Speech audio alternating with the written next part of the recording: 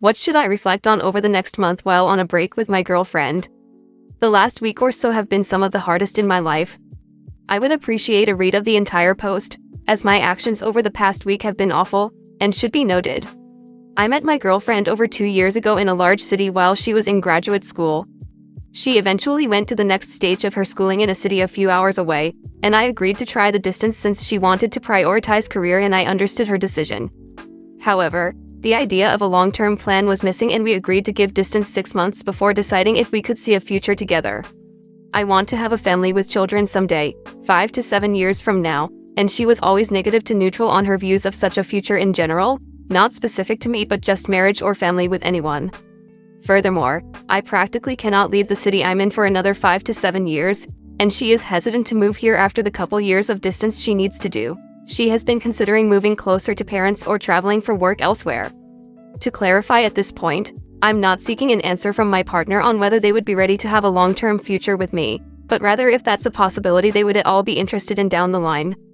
Without that, it feels like a waste of time on my end to do distance for 3+ years to wind up with someone I would have to break up with in order to get a marriage/family anyway. After 6 months of distance, I felt her views weren't changing and I tried to end things with her. But she felt like she needed more time, a couple more weeks, to which I agreed. During the first week of this, the communication became more distant and I continued to feel uncertain. She clarified to me over a couple calls her views on the future I wanted weren't negative, but really just neutral, even though I was initially hoping for neutral to positive. After a week of this, while having a drunk night out in the city, I ended up in another woman's apartment with another friend engaging in some physical activity, no sex. I was also very drunk and didn't even know how I got there. The following day, after consulting with friends, I immediately called my girlfriend as I felt incredibly horrible. The next day, she wanted a break, and I felt even worse, took a couple days off work, got a train to her city to try to talk with her in person. She was receptive but upset I wasn't giving her the space she asked for. She still engaged in conversation with me all night, and we agreed to a month-long break with phone calls on the weekends. She is supposed to come to my city next month and seems okay discussing with me in person then. I think she understands that I'm not the type of person who would normally cheat or engage in anything like this, especially in the future.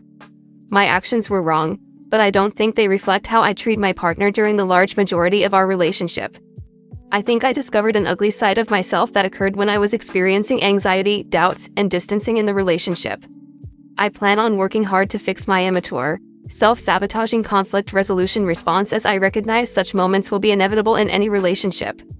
I have already signed up for therapy and plan on reading self-help books this next month to proactively fix this side of me. I love my partner and still want it to work. I have deep respect for her as a person, and I've wanted it to work for the longest time, and would be okay with distance. However, my initial doubts were rooted to a disagreement over the future we see for each other, and we both agree those haven't disappeared either. We both think things can change and she's starting off neutral on her views of the future I envisioned. She feels there's a lot of work involved in our relationship, which may not be worthwhile. I sometimes agree, but I don't know how to figure that out. I also have to win back her trust, which will not be easy, but a challenge I'm not afraid of. I think she's exactly the kind of person I would want a future with. I'm sure there would be other women I can see the same positives in, and she can find the same elsewhere too. But isn't that possibility always going to be there when things get tough? Comment.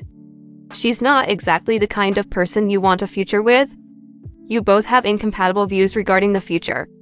You know you want a family with kids. Her feelings on that range from negative to neutral. You want to remain in the city you're in and don't want to move to her city. She wants to remain in the city she's in and doesn't want to move to your city. This isn't just tough. This is essentially strong incompatibility. It sucks. It especially sucks if she's everything else you want. But you will be able to find a woman who has all or most of what you love in her, who also wants a family and kids. You were right when you tried to end things the first time. Do that again, but this time, hold firm. Again, it sucks. But from what you've said here, this relationship isn't the one for you. In a few years, if you are both still single and in the same city and views have changed etc., it might be a good fit. But right now, it's not a good fit. Those are a lot of things that have not guarantee of ever changing. It's impacting your own mental state to the point where you are doing things that are out of character and upsetting to you. Story 2. broke up with my boyfriend of a year after finding out he has a kid. No, I don't know what to say to him this weekend. I and my, now ex-boyfriend have been dating for about a year now. Everything has been great between us. Even though we are long distance, it is only by 2 hours, so I still see him about twice a month and sometimes more because of breaks in school. He has always come to my city and I never to his. The reason for this is because, financially he is better off. He has a trust fund and I do not.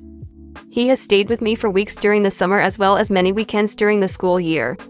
Last week, I ended up being the one to make the 2-hour drive to his town.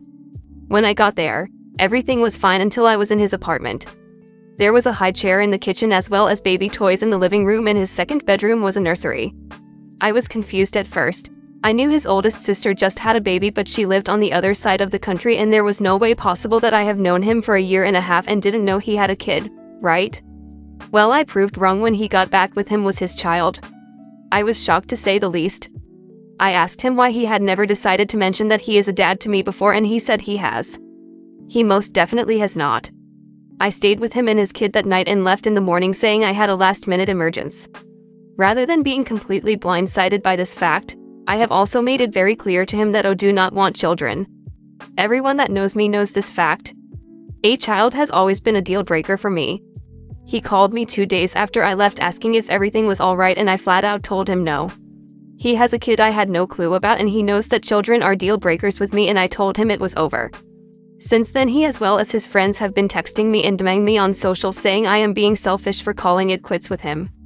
He is also going as far to say that his kid already sees me as her mom and it is selfish of me to lead him on for so long when I already knew of this.